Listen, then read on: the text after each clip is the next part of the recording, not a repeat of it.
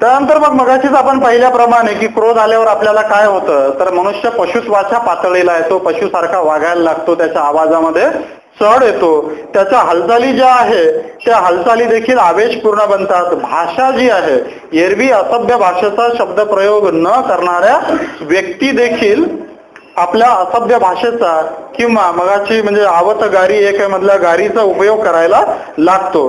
आता क्रोधामुळे जे नुकसानच होते याची काही उदाहरणं आपल्याला पाहता येतील की आपल्याला असं दिसून येतं की बाबा रामायणामधलं आपण उदाहरण घेऊया. रामायणामध्ये जेव्हा राम लक्ष्मण सीता वनवासामध्ये होते तेव्हा ती शूर्पणखा त्यांच्याकडे जाते आणि त्या लक्ष्मणाला विवाह करण्याची वगैरे विनंती करते आणि इथे त्याला राग येते म्हणून तो तिचं नाक कापतो. बरोबर, इथपर्यंतची स्टोरी आपल्याला माहिती आहे. म्हणजे पहिला क्रोध हा इथं जन्माला आला. आता या क्रोधामुळे काय होते की ती तिच्या भावाकडे जाते. तर तिच्या भावाला क्रोध येतो आणि तिचा भाऊ क्रोधाच्या भरामध्ये सीतेला पळवून आणतो. म्हणजे बघा सगळी क्रोधाचीच मालिका आहे खरं पाहिलं तर. मग क्रोध येतो, मग का रामाला क्रोध येणे स्वाभाविक आहे. मग तो सगळी सेना जमवतो आणि रावणाचा निपात करण्यासाठी लंकेवर जाऊन पोहोचतो. तर विभीषण त्याला पुन्हा इकडे रावणाला क्रोध येतो की अरे अरे असा कसा आपल्या लंकेमध्ये, हा पुन्हा युद्धाची तयारी करतो. आणि तेव्हा त्याला विभीषण जेव्हा समजावून सांगतो की दादा असा क्रोध करणे बरोबर नाही, आपण सीतेला परत करून दिलं पाहिजे, तेव्हा रावणाला अत्याधिक क्रोध येतो आणि कथा पुढे असं सांगते की तो विभीषणाला त्या क्रोधाच्या भरामध्ये राज्यातून हाकलून देतो. आता आलेला व्यक्ती हा रावणाचा भाऊ आहे. खरं पाहिलं तर हे पाहता पाहता रामाला क्रोध यायला पाहिजे, परंतु रामाला मात्र हा क्रोध येत नाही आणि राम त्याला सामावून घेतो. इतकंच नव्हे तर त्याला लंकेचा भावी अधिपती म्हणून त्याचा राज्याभिषेक करतो आणि हा क्रोधाच्या भरामध्ये हाकलून दिलेला जो विभीषण आहे हा मात्र याच्या सहाय्यानं लंकेचा निपात केला जातो. म्हणजे जर का व्यक्तीनं क्रोधावर नियंत्रण नाही ठेवलं तर आपलं किती मोठं नुकसान होऊ शकते याचं रावण हा एक बेस्ट उदाहरण आहे. महाभारतामध्ये तरी दुसरं काय आहे.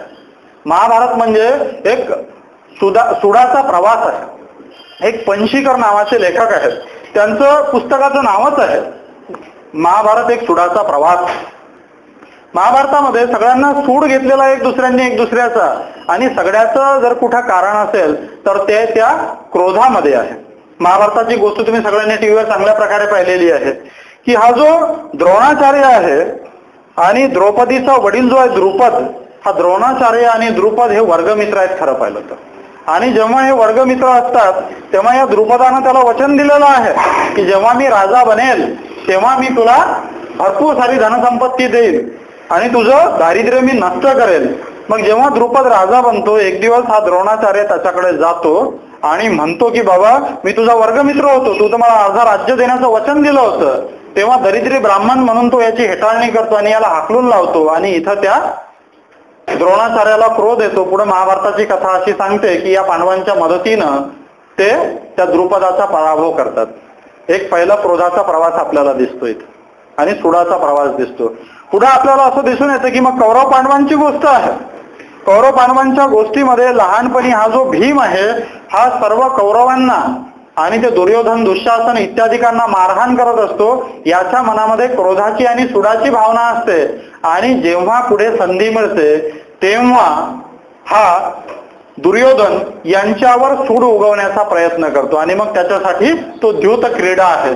त्या द्यूत क्रीडेच्या दरम्यान यांना कपटाने हरवतो, यांचा राज्य हिरावून घेतो आणि यांना वनवासात पाठवतो. त्या द्यूत क्रीडेमध्ये त्या द्रौपदीचं वस्त्रहरण करतो तेव्हा पुन्हा क्रोध येतो त्या भीमाला आणि तो गर्जना करतो तिथं की जोपर्यंत जी मांडी उघडी करून तू त्या द्रौपदीला दाखवली ती मी फोडणार नाही रणांगणामध्ये, तोपर्यंत माझा आत्मा शांत होणार नाही. आणि ती द्रौपदी देखील तिथं क्रोधाच्या भरामध्ये प्रतिज्ञा करते की जे ते दुःशासनाला सांगते की जोपर्यंत ज्या मोकळ्या केसांना धरून तुम्हाला इथं खेचत आणलेलं आहे, जोपर्यंत तुझ्या रक्ताने हे केस मी धुणार नाही तोपर्यंत हे केस मी बांधणार नाही अशी ती प्रतिज्ञा करते. म्हणजे एकंदरीत काय आहे महाभारतामध्ये तर क्रोध, क्रोधातून सूड आणि त्याच्यामधून एवढ्या साऱ्या महाभारत युद्धाची परिणती आपल्याला दिसते. पुन्हा रामायणाकडे आपण वापस येऊया. रामायणामध्ये आपल्याला वाली आणि सुग्रीव दिसतात. मग वाली जो आहे आणि सुग्रीव आहे तर वालीच्या पत्नीचं नाव आहे तारा, आणि सुग्रीवाच्या पत्नीचं जे नाव आहे तिचं नाव आहे रुमा.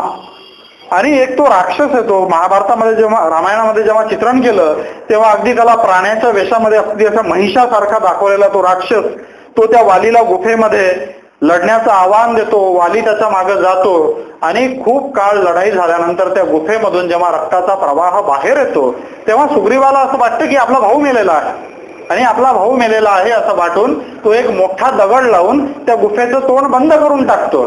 आणि काही दिवसांनी तो वाली मेलेला नसतो तर तो आतला राक्षस मेलेला असतो, आणि महत् प्रयासानं तो वाली बाहेर येतो. परंतु पुन्हा त्याचा बुद्धिनाश होतो. पुन्हा त्याच्या मनामध्ये शंका येते की मला मारण्यासाठी, मला आतमध्ये दामून टाकण्यासाठी, माझी बायको पळवण्यासाठी, कारण दरम्यानच्या कालावधीमध्ये तारा नावाची ही जी स्त्री आहे वालीची, हिच्यासोबत या सुग्रीवानं विवाह केलेला असतो, तिला आपली पत्नी बनवलेलं असतं. आणि मग बाहेर आल्यावर त्याला प्रचंड क्रोध येतो आणि या क्रोधाच्या भरामध्ये तो सुग्रीवाला हाकलून लावतो आणि त्याची जी पत्नी आहे रुमा हिच्याशी पुन्हा विवाह करतो, अशी कथा आलेली आहे. मग पुन्हा सुग्रीवाला क्रोध येतो, तो सगळी आपली ताकद जमवतो आणि अशा पद्धतीनं या युद्धामध्ये त्या वालीचा वध झाल्याचं आपल्याला दिसून येतं. एकंदरीत जर थोडी बाजू समजावून घेतली असती तर या गैरसमज टाळता आला असता आणि क्रोधावर त्याला आवर घालता आला असता. या पद्धतीनं आपल्याला क्रोधाच्या मुळं वालीचं नुकसान झालेला दिसून येतं. यासोबतच भगवान महावीरांच्या चरित्रामध्ये देखील असा एक प्रसंग आलेला आहे. कमी प्रसंग आपल्याला पाहता येतील, परंतु आपण टीव्हीवर बरेच वेळा अशा बातम्या ऐकत असतो. समाजामध्ये आपण क्रोधाची उदाहरणं पाहत असतो. मी बुलढाण्याला जेव्हा SDO होतो आणि जेल व्हिजिट करायचो आम्ही, तेव्हा 300-200 जे आरोपी होते त्यांना आम्ही विचारायचो की बाबा कशासाठी तुला शिक्षा झाली, तर कित्येक लोकांनी, म्हणजे 2 लोक असे सापडले होते की यानं आणलेलं चिकन, आज रात्री फार उशिरा दारू पिऊन आला, बायकोनं फक्त चिकन बनवून देण्यास नकार दिला म्हणून यानं बायकोचा खून केला होता. पेपरला आपण बातमी वाचतो की एका मित्राने दुसऱ्या मित्राचा खून केला, कशावरनं, तर गुटख्याच्या पुडीवरनं. खरं पाहिलं तर या खुनाला कारणीभूत ती गुटख्याची पुडी नाही आहे, तर त्याच्या मनामध्ये निर्माण झालेला तो क्रोध आहे, आणि क्रोधामुळं बुद्धी गमावणे हा जो भगवद्गीतेमध्ये सांगितलेला फेनॉमेनॉन आहे तो फेनॉमेनॉन त्याच्या मागे आहे. यासोबतच ज्या प्रिय पत्नीशी ज्यानं प्रेम केलेलं असतं, ज्या प्रिय पत्नीनं त्याच्या 2-4 अपत्यांना जन्म दिलेला असतो, एक दिवस तिच्याशी काहीतरी छोट्या मोठ्या कारणावरनं वाद होतो आणि तिच्यावर रॉकेल टाकून तिला क्रोधाच्या भरामध्ये जाळून देण्यासही तो व्यक्ती मागे पुढे पाहत नाही. थोड्याच वेळात जेव्हा ती जळायला लागते तेव्हा मात्र मग याचा क्रोधाचा पारा खाली उतरतो. आपण आता काय केलं हे त्याला कळते, हा तिला वाचवायला जातो. मॅक्झिमम जाळून टाकण्याची प्रकरणं अशी दिसतात की तिला वाचवण्याच्या भानगडीत याचे पण हात जळलेले असतात आणि मग जळलेल्या हातांनी हात जेलमधल्या रोट्या खात असतो. आता एक आपल्या यवतमाळमध्ये तुम्ही पेपरमध्ये केस वाचली असेल की पहिले पत्नीचा खून केला आणि मग स्वतः फाशी लावून घेतली. ही जी काही सगळी उदाहरणं आहेत ना, ही सगळीच्या सगळी उदाहरणं खरं पाहिलं तर क्रोधामधली आहेत. संशय हा देखील एक क्रोधाचं कारण आहे. मॅक्झिमम घरांमध्ये नवरा बायकोमध्ये जो वाद आहे, हा वाद काही बायकोला चांगला स्वयंपाक बनवता येत नाही म्हणून नाही आहे, तर हिला त्याच्या चारित्र्यावर संशय आहे, त्याला हिच्या चारित्र्यावर संशय आहे. आणि या संशय कल्लोळापोटी जो निर्माण होणारा मोठा कल्लोळ आहे, त्याच्यातून निर्माण होणारा जो क्रोध आहे, या क्रोधामुळं सगळ्याचं सगळं पुढचं ते घटनाक्रम घडल्यात असल्याचं आपल्याला दिसून येतं. मध्ये एकदा पेपरला मी अशी बातमी वाचली होती, मी स्वतः पाहिलेलं उदाहरण आहे की वडिलांना फार क्रोध आला मुलाचा, लहान मुलगा होता आणि त्यांनी त्या मुलाच्या कानाखाली जोरदार झापड मारली आणि त्याच्यामुळे त्या मुलाचा तो कान बहिरा झाला. आणि मग त्या वडिलांनी खूप सारे प्रयत्न केले की आपल्या मुलाचा कान बरा व्हावा. म्हणजे त्या वडिलांना जर का हे त्या क्रोधाच्या क्षणी, त्या उबळी येण्याच्या किंवा उफाळी येण्याच्या क्षणी कळलं असतं की या क्षणाला जर का मी माझा क्रोध आवरला तर कदाचित भविष्यामध्ये ती मोठी पाळी येणार नाही. किंवा एखादं लहान मूल आहे ते खूप असं चिडचिड करते आणि एखाद दिवशी त्याची आई म्हणते चल बस खाली, आणि पोराचा पाय मोडून जावा.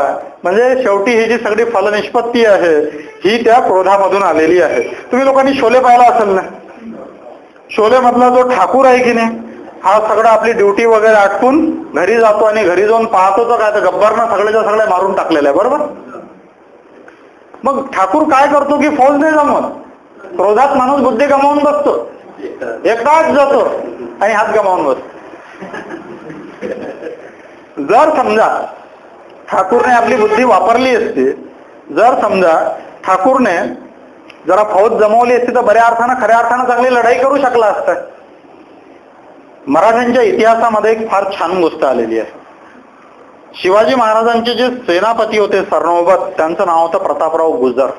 आपल्याकडे इथं कारंजा लाड नावाचं जे गाव आहे, त्या कारंजा लाडला सुमारे 3दा मराठ्यांनी लुटलेलं आहे. या कारंजा लाडवर ज्यांनी आक्रमण केलेलं होतं ते म्हणजे प्रतापराव गुजर. अतिशय पराक्रमी माणूस होता.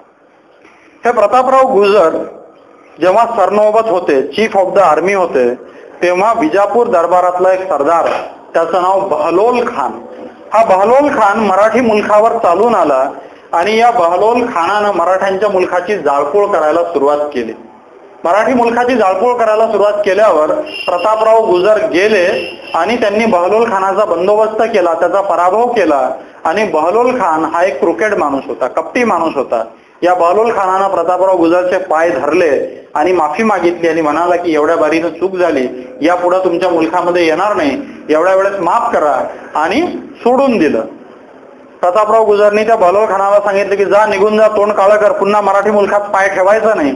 आता मात्र बहलोल खान हुशार झाला, सावध झाला आणि त्यानं गनिमी पद्धतीनं हल्ले करणं सुरू केले. मराठी मुलखाची पुन्हा जाळपोळ सुरू केली. अगदी ऐतिहासिक अशी ही गोष्ट आहे, मराठ्यांच्या इतिहासामध्ये, पुस्तकामध्ये सापडणारी. आणि ही बातमी जेव्हा शिवाजी महाराजांना कळली तेव्हा शिवाजी महाराजांनी पत्राद्वारे चांगलीच कान उघाडणी केली प्रतापराव गुजर यांची, की गुजर सरनोबत हाती आलेला शत्रू सोडला कैसा, आधी बहलोल खानाचा निपात करणे आणि मगच आम्हाशी तोंड धावणे, महाराजांचे शब्द आहेत. आणि मग या महाराजांच्या शब्दामुळं जे प्रतापराव गुजर आहेत त्यांना अतिशय वाईट वाटलं, एका अर्थानं क्रोधही आला की बाबा चुकलंच आपलं जरा. आणि व्यक्ती बरेच वेळा इतरांवरच क्रोध येतो असं नाही, बरेच वेळा व्यक्तीला स्वतःवरही क्रोध येत असतो. आणि जास्तीत जास्त वेळा स्वतःवरच क्रोध येतो की मी असं वेड्यासारखं वागलोच कसं.